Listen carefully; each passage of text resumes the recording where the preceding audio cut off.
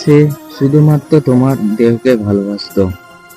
কিছু মানুষ আছে যারা স্বার্থপর, তারা স্বার্থের জন্য সবকিছুই করতে পারে। তারা পুরো পৃথিবীতে ঘুরে বেড়ায় শুধু স্বার্থের জন্য। আপনি একটি মানুষকে অনেক ভালোবাসেন, সেই মানুষটি হয়তো আপনাকেও অনেক ভালোবাসে, কিন্তু এই ভালোবাসাটি যে কোনো কারণ নেই,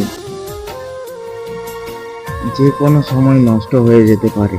আর অধিকাংশ ভালোবাসার চাওয়া পাওয়াটি নষ্ট হয়ে যায় অথবা বিসর্জন দিতে হয় শুধুমাত্র ফ্যামিলির দিকে তাকিয়ে।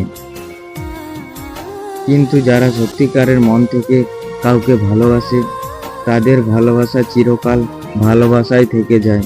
যুগ যুগ ধরে তাদের ভালোবাসা চলতে থাকে। তারা কোনো স্বার্থ নিয়ে ভালোবাসে না, হোক সেটা কাছে পাওয়া অথবা অন্য কারোর হয়ে যাওয়া। কিছু মানুষ আছে যারা ভালোবাসার সাথে সাথে প্রিয় মানুষটির ফটো এবং কল রেকর্ডিংগুলো যত্ন করে রেখে দেয়। আমি বলবো এগুলো যত্ন করে রাখার প্রয়োজন আছে।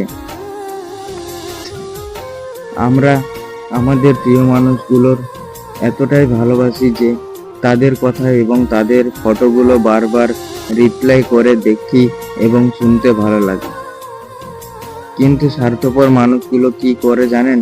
ভালোবাসা যখন যে কোনো কারণে ব্রেকআপ হয়ে যায়, প্রিয়জনের সেই ফটো এবং কল রেকর্ডিংগুলো সকল সোশ্যাল মিডিয়ার মাধ্যমে ছড়িয়ে দেয়। আমি বলবো যারা এই কাজগুলো করে তারা কখনোই ভালোবাসার জন্য আসে না এবং তারা কখনোই ভালোবাসতে পারে না। তারা শুধু আপনার দেহকেই ভালোবাসতো। আর যখন ওই মানুষগুলো আপনার দেহকে পাবে না, ঠিক তখনই সেই মানুষগুলো ওই ধরনের কাজগুলো করবে। আমি বলবো তারা এক ধরনের মানুষের নামে অমানুষ। তারা সর্বদা মানুষের রূপ ধারণা করতে থাকে, কিন্তু তারা মানুষ নয়। এটাই বর্তমান সমাজের বাস্তব চিত্র।